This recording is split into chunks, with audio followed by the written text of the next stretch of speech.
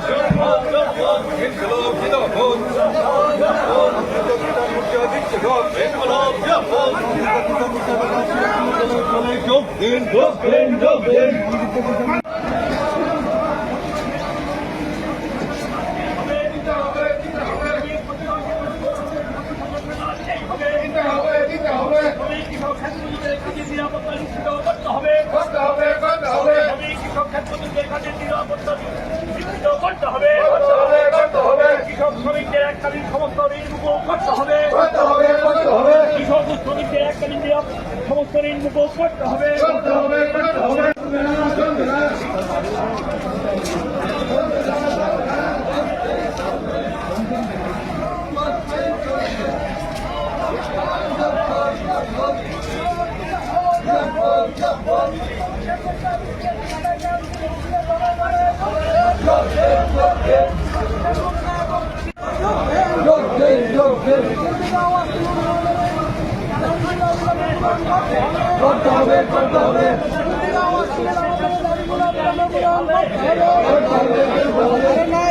সংগ্রাম